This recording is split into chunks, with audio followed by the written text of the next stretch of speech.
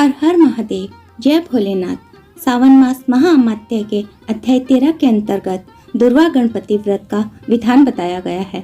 सनत कुमार बोले, हे भगवान, किस व्रत के द्वारा अतुलनीय सौभाग्य प्राप्त होता है और मनुष्य पुत्र पौत्र धन ऐश्वर्य तथा सुख प्राप्त करता है। हे महादेव, व्रतों में उत्तम उस व्रत को आप मुझे बताएं। शिवजी ने कहा, हे सनत कुमार, तीनों लोकों में विख्यात दुर्वा गणपति व्रत है। सर्वप्रथम भगवती पार्वती ने श्रद्धा के साथ इस व्रत को किया था। हे मुनि सत्तम, इसी प्रकार पूर्व में सरस्वती, महेंद्र, विष्णु, कुबेर, अन्य देवता, मुनिजन, गंधर्व, किन्नर, इन सभी ने इस व्रत को किया था। श्रावण मास के शुक्ल पक्ष की शुद्ध व महापुण्यदायिनी चतुर्थी तिथि को इस व्रत को करना चाहिए, क्योंकि इसी दिन सभी पाप समूह का नाश हो जाएगा। चतुर्थी के दिन स्वर्ण पीठासीन स्थित एक दंत गजानन विघ्नेश की स्वर्णमयी प्रतिमा बनाकर उसके आधार पर स्वर्ण में दुर्वा को व्यवस्थित करने के पश्चात विघ्नेश्वर को रक्त वस्त्र से वेष्टित ताम्रपात्र के ऊपर रखकर सर्वतोभद्र मंडल में रक्त पुष्पों से अपमार्गा, शमी, दुर्वा, तुलसी, बिलपत्र, इन 5 पत्रों से अन्य उपलब्ध सुगंधित पुष्पों से, सुगंधित द्रव्यों से, फलों से तथा मोदकों से उनकी पूजा करनी चाहिए और इसके बाद उन्हें उपहार अर्पित करना चाहिए। इस प्रकार अनेक उपचारों से भी गिरजापुत्र विघ्नेश की पूजा करनी चाहिए।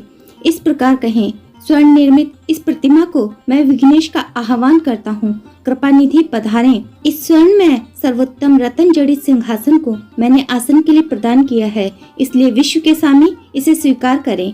हे उमासुत, आपको नमस्कार है। हे विश्वप्यानी, हे सनातन, मेरे समस्त कष्टों को आप नष्ट कर दें। मैं आपको पाद्य समर्पित करता हूँ। गणेश्वर देव, उमा पुत्र तथा मंगल का विधान करने वालों को यह अर्घ्य प्रदान करता हूँ। हे भगवान, आप मेरे इस अर्घ्य को स्वीकार करें। विनायक, शूर तथा वर प्रदान करने वाले को नमस्कार है। हे प्रभु, आपको नमस्कार है। मैं आपको यह अर्घ्य समर्पित करता हूँ, इसे ग्रहण करें। मैंने गंगा आदि सभी तीर्थों से प्रार्थना पूर्वक यह जल प्राप्त किया है। हे सुरपुंगव, आपके स्नान के लिए मेरे द्वारा प्रदत्त इस जल को स्वीकार कीजिए। सिंदूर से चित्रित तथा कुमकुम से रंगा हुआ यह वस्त्र युगम आपको दिया गया है, आप इसे ग्रहण करें। लंबोदर तथा सभी विघ्नों का नाश करने वाले देवता को नमस्कार है। उमा के शरीर के मल से आविर्भूत हे गणेश जी, आप इस चंदन को स्वीकार करें। हे सुश्रेष्ठ, मैंने भक्ति के साथ आपको रक्त चंदन से मिश्रित अक्षत अर्पण किया है। हे सुरसत्तम, आप इसे स्वीकार करें। मैं चंपा के पुष्पों, केतकी के पत्रों तथा जपा कुसुम के पुष्पों से गौरी पुत्र की पूजा करता हूँ। आप मेरे ऊपर प्रसन्न हो। सभी लोगों पर अनुग्रह करने वाले तथा दानवों का वध करने के लिए स्कंद गुरु के रूप में अवतार ग्रहण करने वाले, आप प्रसन्नता पूर्वक यह धूप लीजिए। परम ज्योति प्रकाशित करने वाले तथा सभी सिद्धियों को देने वाले आप महादेव पुत्र को मैं दीप अर्पण करता हूँ, आपको नमस्कार है। इसके बाद गणानाम त्वा इस मंत्र से मोदक 4 प्रकार के अन्न, पायस तथा लड्डू आदि का नैवेद्य अर्पण करें। मैं आपके मुख शुद्धि के लिए आदर पूर्वक कपूर, इलायची तथा नागवल्ली के दल से युक्त तांबूल आपको प्रदान करता हूँ।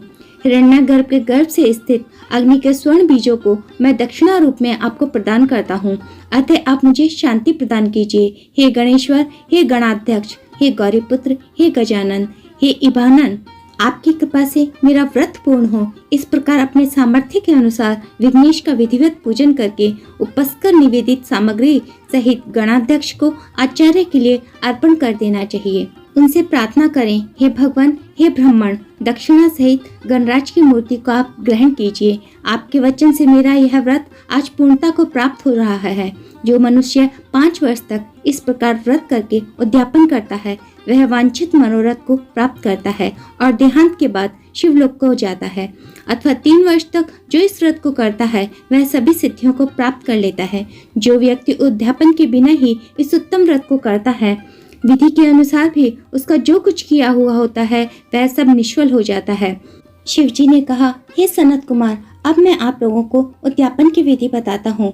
उद्यापन के दिन प्रातः काल तिलों से स्नान करें। उसके बाद व्यक्ति 1 पल या आधा पल या उसके भी आधे पल की स्वर्ण की गणपति की प्रतिमा बनाकर पंचगव्य से स्नान कराकर भक्ति तथा श्रद्धा के साथ इन 10 नाम मंत्रों से दुर्वा दलों से सम्यक पूजन करें। हे गणाधीश, हे उमापत्र, हे अधनाशन, हे विनायक, हे ईशपुत्र, हे सर्व सिद्धि प्रदायक, हे एकदंत, हे इवक्त्र, हे मूसक वाहन, आपको नमस्कार है। आप कुमार गुरु को नमस्कार है। इन नाम पदों से पृथक पृथक पूजन करें। पहले दिन अधिवासन करके प्रातःकाल ग्रह होम करके दुर्वा दलों तथा मोदकों से होम कराना चाहिए। उसके बाद पूर्णाहुति देकर आचार्य आदि का विधिवत पूजन करना चाहिए और घट तुल्य थनों वाली गाय का दान अपने सामर्थ्य के अनुसार करना चाहिए। हे बस, इस प्रकार व्रत करने पर मनुष्य सभी मनोरथों को प्राप्त कर लेता है। हे सनत कुमार, अपने प्रिय पुत्र गणेश के व्रत करने से संतुष्ट होकर मैं उस मनुष्य को पृथ्वी पर सभी सुख प्रदान करके अंत में उसे सत्कृति प्रदान करता हूँ। जैसे दुर्वा अपनी शाखा प्रशाखाओं के द्वारा वृद्धि को प्राप्त होती है, उसी प्रकार उस मनुष्य की पुत्र पौत्र आदि संतति निरंतर बढ़ती रहती है। हे सनत कुमार, मैंने दुर्वा गणपति का यह अत्यंत गोपनीय व्रत कहा है।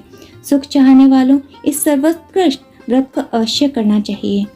इस प्रकार से स्कंद पुराण के अंतर्गत ईश्वर सनत कुमार संवाद में श्रावण मास महाअमात्य में दुर्वा गणपति व्रत कथन नामक 13वां अध्याय पूर्ण हुआ।